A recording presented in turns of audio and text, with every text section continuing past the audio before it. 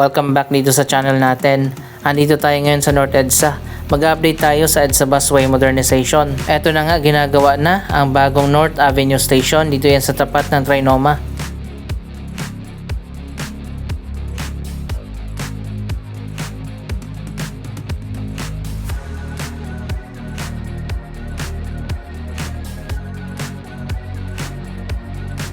Isa pa sa dapat ayusin nila, itong elevated na walkway. Dapat hindi mo na kailangan bumaba dito sa pinaka-ground. Dapat mayroon ng connection dito papunta doon sa kabila. Katulad ng ginawa doon sa Kamuning Busway Station na pupuntahan din natin. Ganito ang magiging design yan kapag natapos na.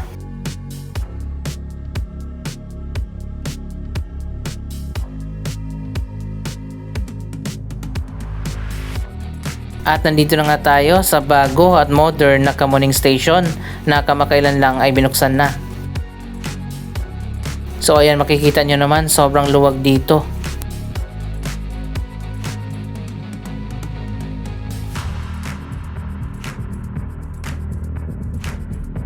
Pinapakita natin to dahil ganito na nga yung magiging bagong design ng mga EDSA Busway kapag natapos na yung ginagawang mga renovation.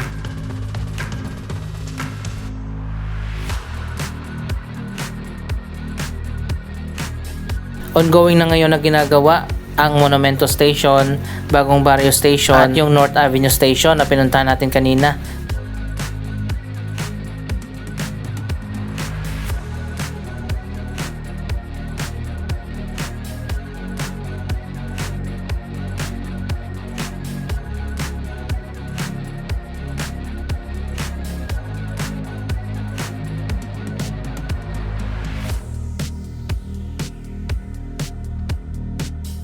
May barrier dito sa passenger waiting area at pwede ka pang umupo dito, may mga upuan.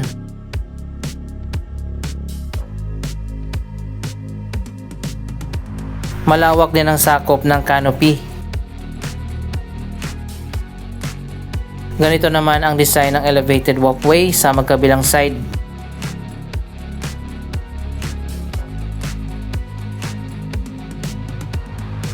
Ito yung sinasabi ko na dapat magkaroon ng karugtong para hindi na kailangan pang bumaba papunta doon sa kabilang side.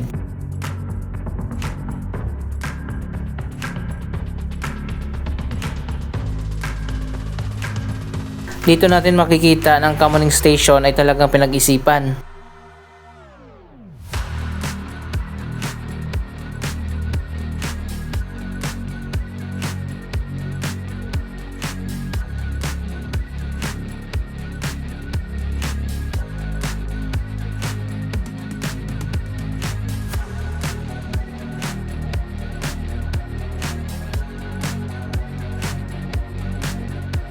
May mga markers din dito sa may hagdanan.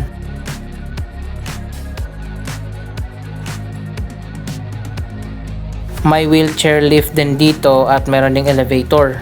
Para sa mga naka-wheelchair, dyan ang daan papunta dun sa baba.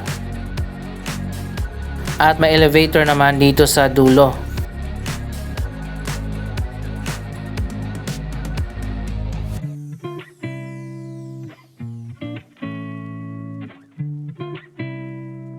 Dito tayo dadaan sa elevator papunta dun sa baba.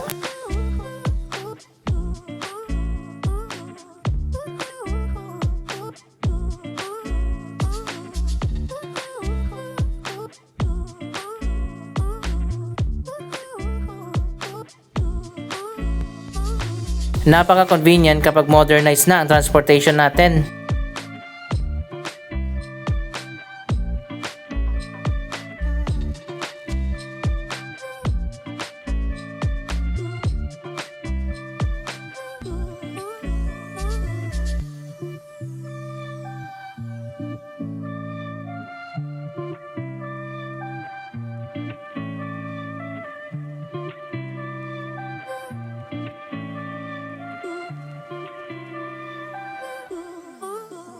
May mga bagong signages dito sa bagong station.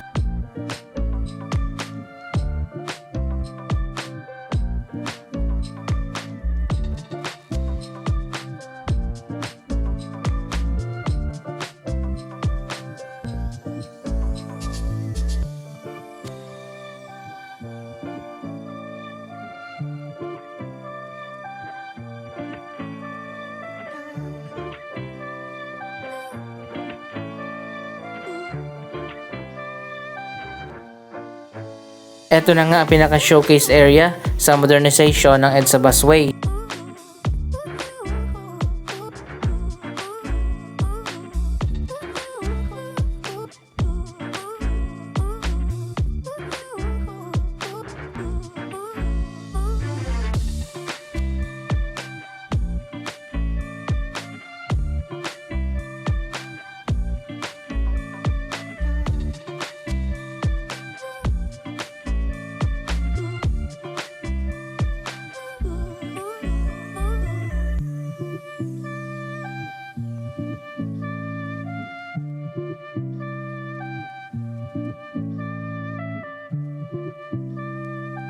Maluwag din itong elevated walkway.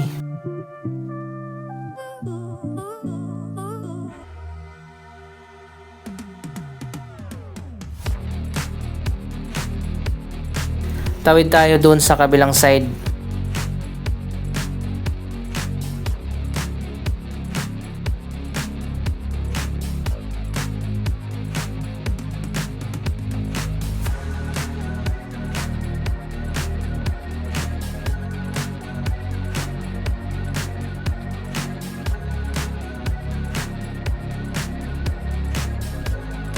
Ayan, may wheelchair lift din dito sa kabilang side. Bali, dalawang wheelchair lift, dalawang elevators. Mag-goodbye na pala tayo dito sa Mount Kamuning dahil i-demolish na nga yan ayon pa sa Department of Transportation. Nasa 20 million ang budget niyan na ipinatayo ng last administration at ito naman ay 89 million. Magkaiba yung budget dahil yun ay footbridge tapos ito naman ay busway station na modern. May kasama mga elevators. So ayun guys, kaya patagilid itong elevated walkway kasi dito yan naglanding sa harap ng SMDC condominium.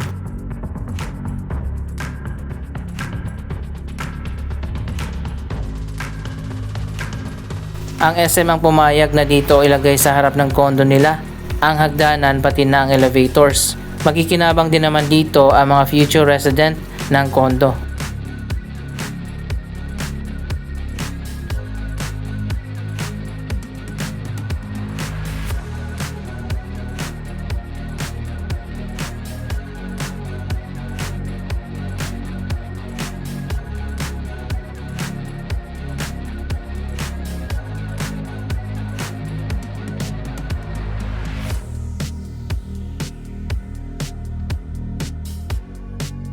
May elevator din dito sa kabilang side.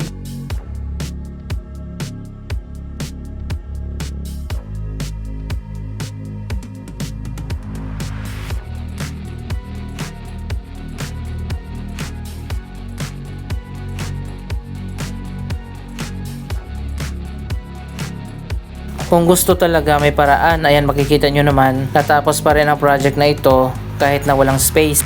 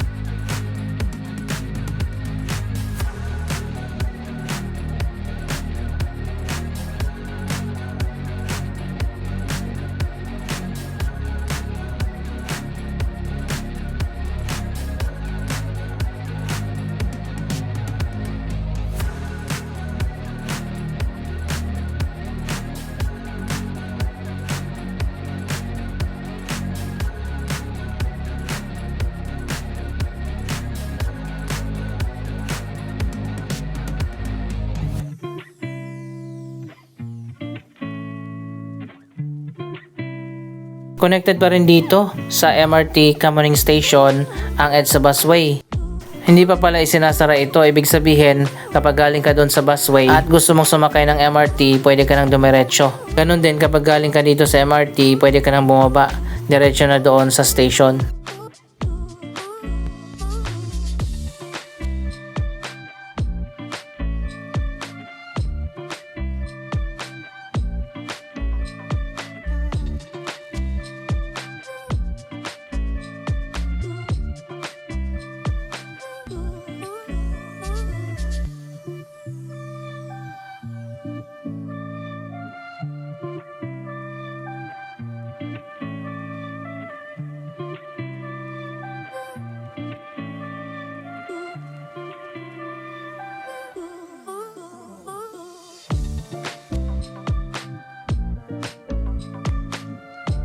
Naibalita ko nga sa inyo na ngayong taon magtatayo pa ng 3 bagong EDSA busway station. Bukod pa yan sa mga existing na stations. Ang 3 bagong station na itatayo ay ang PITX Station, Magallanes Station at ang Cubao Station.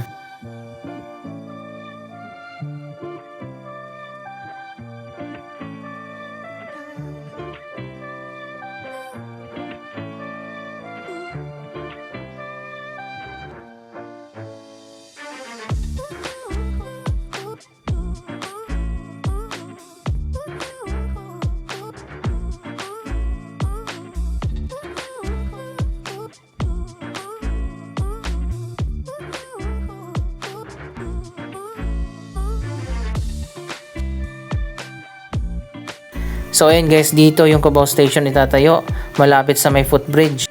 Ayan dito, abangan natin ang pagsisimula ng construction.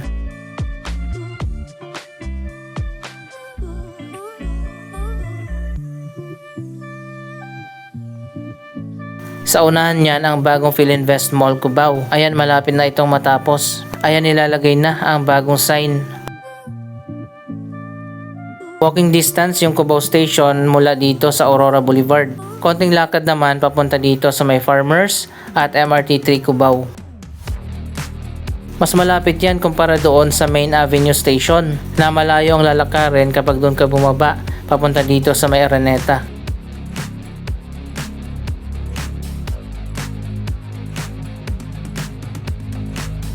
Speaking of Araneta, dito na tayo sa bagong Gateway Mall 2.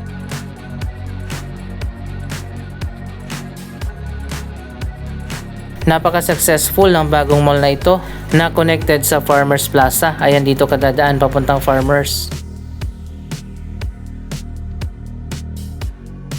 May mga bagong gate din na connected sa Araneta Coliseum.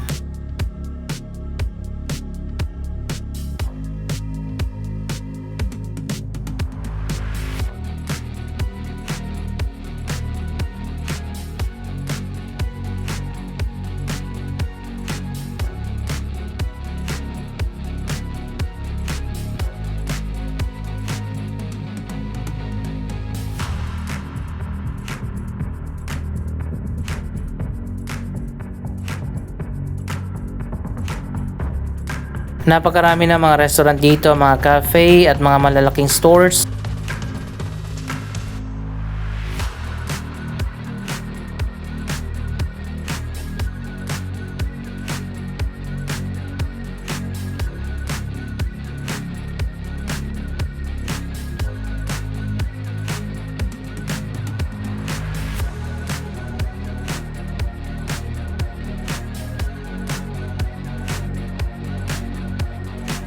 Doon lang talaga sa taas yung meron pa mga vacant.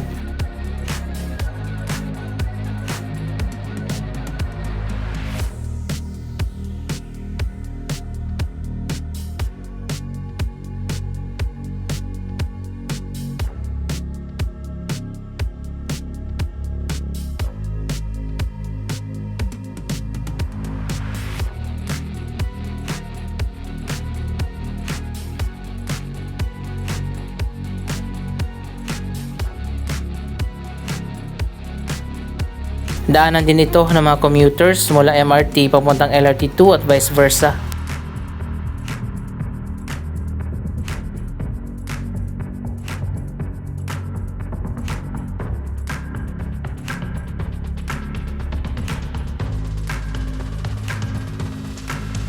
Anong masasabi nyo sa mga proyektong ito? Mag-comment lamang dyan sa baba ng inyong mga reaksyon. Maraming salamat sa inyong panonood. Huwag kalimutan na mag-subscribe, i-like, i-share ang video ito. Thank you for watching!